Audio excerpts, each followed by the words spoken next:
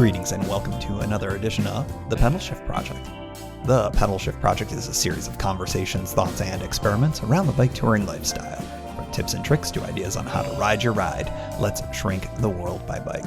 Show notes and more are available at pedalshift.net/273, and you can email the show at pedalshift@pedalshift.net or text me at 202-930-1109 and check Pedalshift out on all the socials as well. Hello, everybody, and welcome to the 273rd edition of the Pedalshift Project. My name is Tim Mooney. Thanks so much for joining. On this edition, we are closing out the remote route scouting series by talking about a few shorter tours and honorable mentions. And I'm kind of excited for these because I think I can pretty much guarantee that I'm going to be riding at least a few of these in the not too distant future. Whether or not one of these ends up becoming the spring tour or a spring tour, open question. But some of these you've definitely heard about before, but there's a little bit of a spin on the ball. Some of them are brand new because they're brand new to me for a variety of reasons that I'll get into in a little bit. But I think that these are all kind of fun, and these are all, again, going back to that goal setting that I did at the beginning of the year, trying to find some new things, try to find things that are different spins on things, and it's really exciting. So without further ado, these are going to be shorter takes than the presentations that I've done in the past episodes, just because I want to get through a few of them, just to kind of throw them all out there. By the way, big thank you to you Ohioans out there for getting in touch from the last episode regarding the cross-country trip. You Ohio folks love your Ohio, and you love talking about cycling in your state, and for good reason, because I've done it before and it's excellent. But thank you so much for reaching out. Really excited to get that input and feedback for the potential cross-country one as well. From last edition, by the way, if you're brand new to the show, the remote route scouting series included last episode filling in a segment for a segmented cross country tour that I've sort of been doing in bits and pieces, one piece at a time. That would be from Dayton to St. Louis. And in another episode, I did another segment or another tour, which was the Texas Hill Country. And of course, I had a bunch of folks from Texas reach out about how fabulous it is to cycle in their state, and that my fears about the, shall we say, the bad driver interactions might be a little exaggerated. So thank you all for reaching out. I hope to hear from maybe a bunch of you about the things I'm going to talk about in this particular episode. So without further ado, let's talk about the first one. It is the Missing Link, California. And for those of you who have been with the show, you're like, Tim, I thought you already have talked about this. I have, but here's the spin on the ball. I've talked about this. This was, for those of you who go back a few years to the before times, this was the tour I was supposed to do in March of 2020. When things happened, which we all know about, and it got scuttled. I am literally, however, flipping things around on this because I think that I have come up with a better way to do the Missing Link tour. Let's go back one notch further back. What the heck is the Missing Link tour? This is the portion of Southern California that in 2014, when I did the entire Pacific coast, I did a little bit of a workaround, a little bit of a fast forward because of the situation with the Marine Base Pendleton restrictions that existed back then to a lesser extent, but are a bigger deal now here in 2022. So if you're not familiar with this portion of the California coast, Marine Base Pendleton occupies a critical piece of that ride. There are ways to go up into the interior hilly parts. You can do that. You can ride on I-5, allegedly, kind of, sort of, as a way of getting around Marine Base Pendleton. Why aren't you riding through it if it's so easy and direct? The reason is that it's the logistics of everything. There are two gates as you are riding down from north to south, which is typically how most people do it. And the gate where you get the permission to go through Marine Base Pendleton is the southern access point. That's how they do it, despite how I would imagine most of the traffic, at least from long distance tours, is 90-10 coming north to south. But that's the deal. I have had some ideas on how to deal with that. Originally, the Missing Link Tour was going to ride I-5 for a couple of miles, and I thought about it for a little bit, and I said, why do that when you can go NoBo? I have done some NoBo riding on the Pacific Coast in Oregon a few years ago. It's doable. There are downsides to it. Of course, you're going to get the prevailing headwinds, but you know what? Over a short tour, I don't think that that's such a problem. So the new idea that I have here is a NoBo Missing Link starting in San Diego, California. And to time my arrival on the first day of riding to ensure that I get to the Southern Gate access to Camp Pendleton in time for basically getting access. And there are times it's in their website. It's very clear when you can come, from what hours. I would make sure that I would time my arrival for that. I would get access, show your ID. It's very simple, actually, to be able to do this. And I've got a real ID, the special fancy kind of ID that most of us should be getting within the next year or so. Many of us already have. It's the higher security kind of driver's license. That's the kind of thing that I could use. I would do that. I would have access to go through Camp Pendleton, and everything would be hunky-dory. Where I would end up that first day is still work in progress. There are a bunch of great beach towns that are in the area, but I do believe that I would end up doing going through Camp Pendleton on day one. And actually, now as I'm even talking about it, it might end up being on day 2. But regardless of the distances and anything like that, you can tell this is a half-baked idea. I would likely end the trip in Anaheim, which is where I, in 2014, ended up hopping on the train to do the bypass for that section. So the nice thing about this is that it would be a true completion of that missing link, and I'd add on a couple of additional miles for interest purposes, which would be basically San Diego up to about Oceanside or so, which is where I got off in 2014 and continued the trip. Fun trip. Been wanting to do this for a really long time. Spring is an excellent time of year to cycle Southern California. In fact, even here in the winter, it's been really, really warm at times in Southern California. So it might actually be a little bit on the hot side if I draw the short straw. But this is a fun trip. I've been meaning to do it. It'd be great to kind of check the box off of that, because this was literally the trip that I wanted to do at the very end of the before times / beginning of the now times. I really like this one. I'm definitely going to be looking into that. And I think that if I do the Missing Link Tour, it's going to be a NoBo version, just because I think it's a lot easier to deal with and a lot safer overall. All right, next one up. And these are new ones to me, thanks to Reddit. Big ups to somebody who put up some cool trails to do some tours on. And these two are literally within driving distance of where I live, and I'm really excited about it. First one up, Piney Creek Valley Rail Trail. This is in south central Pennsylvania. It starts in Jersey Shore, Pennsylvania. Yes, insert your fist pumping and situation jokes right here. It's a town in South Central Pennsylvania, and ends up in a town called Stokesdale, PA, and it follows Pine Creek, which you would think from the name of the rail trail. It's a tributary of the Susquehanna River, which is a beautiful river in the area. I'm familiar with the area as it's in the same valley where I drive through to get up to my hometown in Western New York, also where my parents live as well. The rail trail itself is 62 miles long, which I would likely do an out and back on this because it is just a linear straight line trail.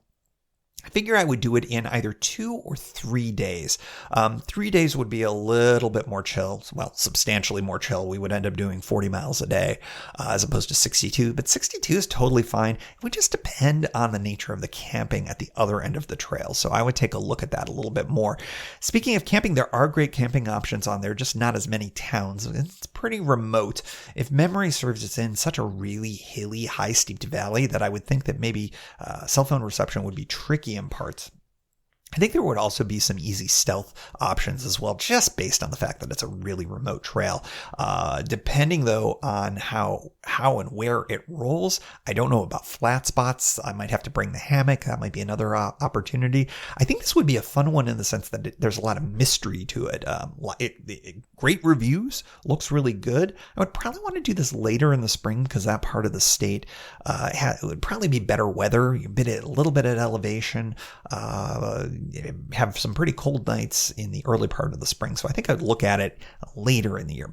This might be an interesting ride to consider as a part of a larger whole. I've looked at, and I think I've talked about this on the show before, of the idea of riding from either the cabin here in West Virginia or from DC all the way up to my hometown in Rochester. There's a great set of Pennsylvania and New York State bike routes. There's, of course, also the C&O and some other Maryland routes that I've taken a look at before. This could be a piece of a north-south DC or cabin to Western New York kind of bike route. If I wanted to do it in segments, it would certainly take up a day's worth of the ride if I did it in segments. So that's kind of an interesting thing there. It's the Piney Creek that's easy for me to say, the Pine Creek Valley Rail Trail. And I've got a link in the show notes to it if you'd like to check it out. It's new to me and maybe new to many of you, unless you live in the area. The other one that I'm kind of interested and excited about is the Greenbrier River Trail here in West Virginia. Now, I'm sitting here in West Virginia right now, as many of you know. Split time between the Eastern Panhandle and DC. Another brand new one to me, thanks to Reddit. This is down in the southern part of West Virginia, down in the Appalachian area. I'm in the Appalachians up here in the Eastern Panhandle, but this is obviously further away. I think I mentioned this 3.5 hour drive from here, about 78 miles long. It's another one of those kind of straight shot kind of trails. It's formerly a part of the Chesapeake and Ohio Railway, which of course we're all familiar with the parts of the Gap are that, parts of the C&O of course are that as well. That one, because it's a little bit longer, I think it would be a good out and back opportunity over 3 days, which would lower the daily mileage. Is it conceivable I could do it in 2? Yeah, but it would be a little bit of a slog. I don't tend to like to do more than 65, 70 miles in a day, so probably a 3-day trip. Happens to run parallel to the beautiful Greenbrier River. It starts in the town of Caldwell and ends up at a state park called Cass Scenic Railroad State Park. Link in the show notes to that as well. There's a great map on the state park's website showing all the many access points, the restrooms. There's tons of water points, which is really great. Presumably the river would be another potential one to filter for water access. Camping looks pretty good, and there are several state parks within the trail along the route. And also, again, probably some great stealth camping options along the way as well. The trail is near several towns, but goes through just a few of them with amenities. So I would see this one being more of a backcountry kind of a situation where I would be carrying more food than kind of relying on trail towns. Now, if it turns out that there are great places to get food, you know how I am. I usually just say, screw it, I'll eat out and keep carrying the food for the whole time. But, I think I would just hold on to some food just to make sure that I had it. I like this one because I'd like to explore more of the state of West Virginia, quite frankly. It's rugged, it's beautiful, and I've lived here long enough that I really need to see other parts of the state. So I'm really excited about the Greenbrier River Trail. This one's going to happen at some point. Is it going to be this spring? Don't know yet, but it's definitely in the running. So those are the 3 of the kind of shorter tours that are part of my analysis for the spring tour. The NoBo Missing Link in California, the Pine Creek Valley Rail Trail in Pennsylvania, and the Greenbrier River Trail in West Virginia. Here's a few honorable mentions that I want to make sure that I get out there as well. I am giving them shorter shrift here, but do not think for a moment that they aren't all equally in the running. Well, except for maybe one. I'd say, let me start off with the one that I think is less likely to be in the running for the spring, but one that I've been taking a look at for years. That's the Cowboy Trail in Nebraska. This gets a ton of love, but Nebraska is a really tricky place to get to and from very easily, particularly given the nature of where in Nebraska the trail starts and ends. I need to do some more research on that trail and figure out what my best transportation options are. Frankly, I'm sure that there is probably some shuttle companies or things along those lines. If you've ridden it before and you know more about what's available with the Cowboy Trail, I would love to know more. I've been to Nebraska before, but I haven't spent a lot of time there, and I think that this would be an excellent way to see the state. It's a beautiful place, and I think learning about a place and seeing it at the speed of bicycle, to me, is just the best way to do it. So I'm super intrigued with the Cowboy Trail. Not for this spring, I don't think, but more research. If you've got more information, share it with me, and I will definitely share it with folks on the pod as well. Here are two other ones that I think are definitely in the running, but I'm just going to give them a little bit shorter shrift here today just because I haven't done as much research on them. One of them is the Natchez Trace, which many of you have talked to me about. Of course, it's down in the south. It is mostly in Mississippi, although I believe does it start in Tennessee? It may. I should know more before I open my mouth on a podcast about it. My buddy MJ rode this and liked this. Now, he's from Tennessee, so I think that this was a natural one for him to tackle. I have heard some interesting things about access to resources, that they're a little bit further off the trail, but they are there. Water, I've heard, is at times tricky to get, so there are some question marks about the Natchez Trace, but many people that I've talked about subsequently to hearing these things have sort of poo-pooed that, said, no, it's awesome, it's really, really good. I cannot fathom doing that trail anytime other than the early spring to maybe mid-spring, because I know how hot that part of the country gets and how muggy that part of the country gets during the spring and summer and early fall months. It's just not going to happen during those times. Maybe something to consider in the winter as a possibility.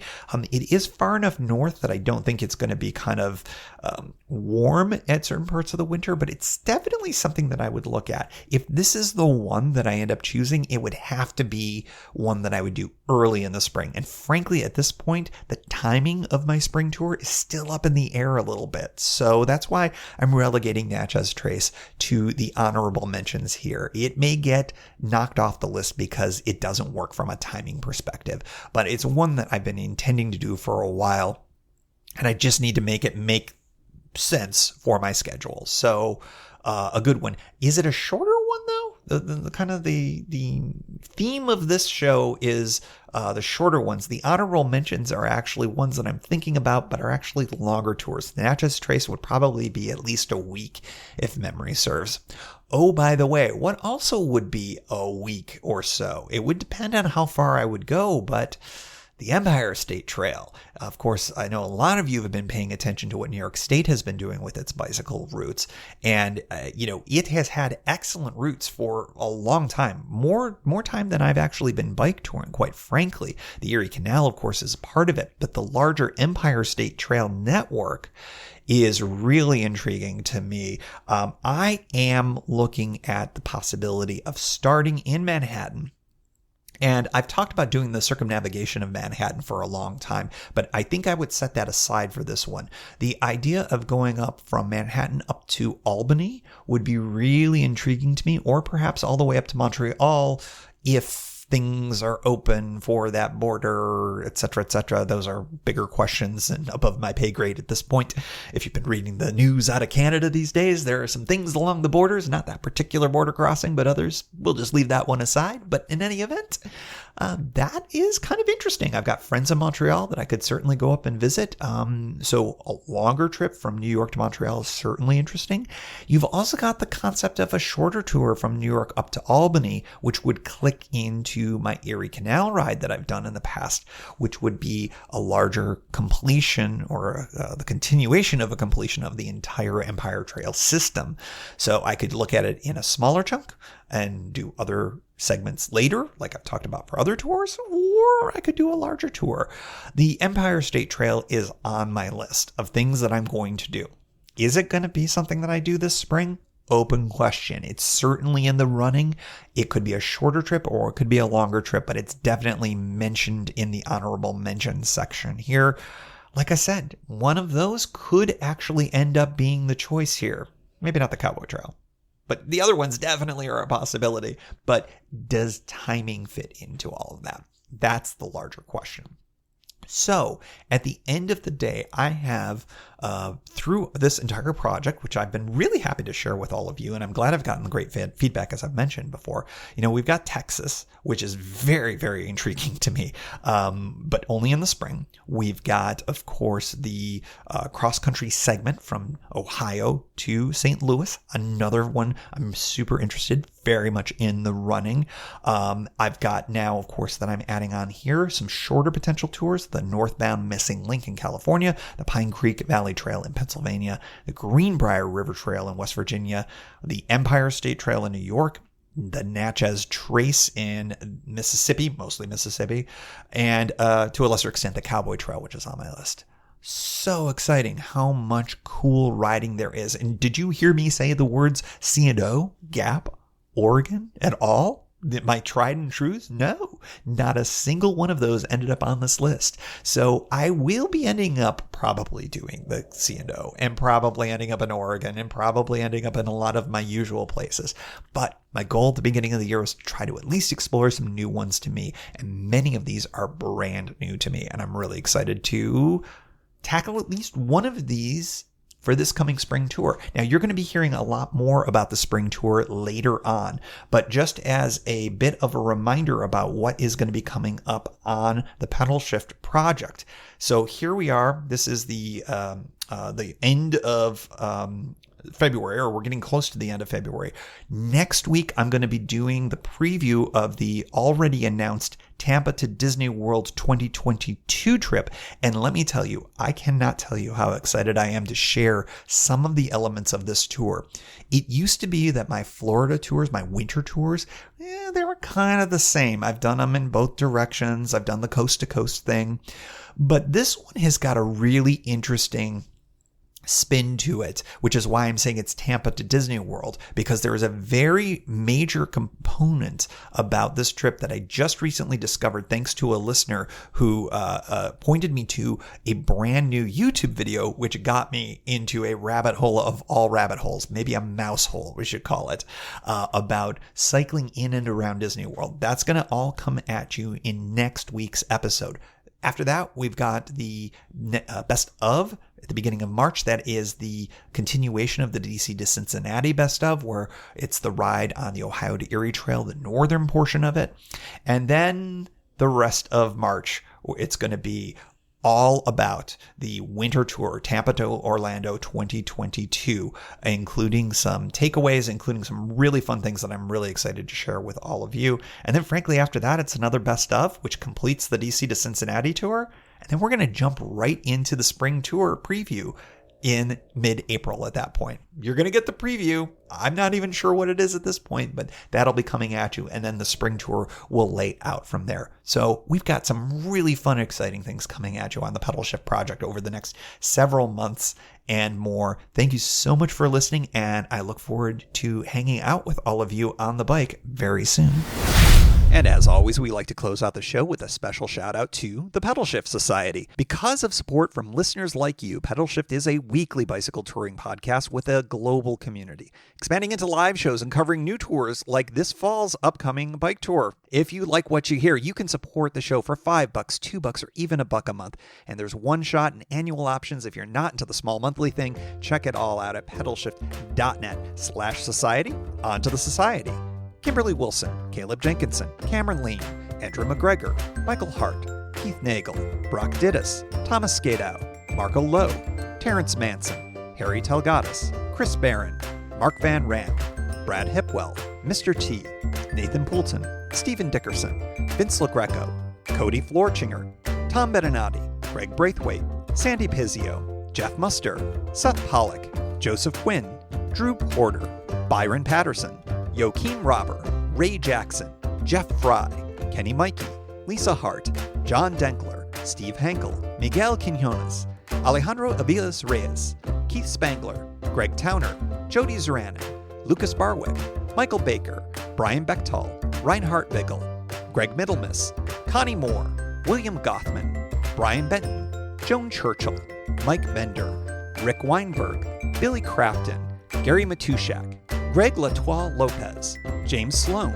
Jonathan Dillard, John Funk, Ronald Paroli, Dave Roll, Brian Hafner, Misha Laban, Ari Messenger, David Kropke, Todd Grossbeck, Wally Estrella, Sue Reinert, John Lico, Stephen Granada, Philip Mueller, Robert Lackey, Dominic Carroll, Jackie McCullough, John Hickman, Carl Presseau, David Neves, Patty Louise, Terry Fitzgerald, Peter Steinmetz, Timothy Fitzpatrick, Michael Azuski, Hank O'Donnell, David Zanoni, David Weil, Matthew Sponseller, Chad Reno, Spartan Dale, Carolyn Ferguson, Peggy Littlefield, Lauren Allensmith, Eric Burns, Thomas Pearl, Darren McKibben, Richard Stewart, Dave Fletcher, Jack Smith, Luke Parkinson, and new to the society, Ryan Patterson. And thanks also to all past and anonymous folks for helping make this show happen.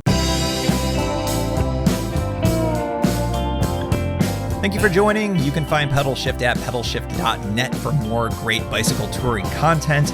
You can hear the Pedalshift project through Apple Podcasts or your favorite podcast app. Opening music courtesy of Jason Kent off his self-titled album. The track is called America. Check out his band Sunfield's latest release, Mono Mono, wherever cool music is available.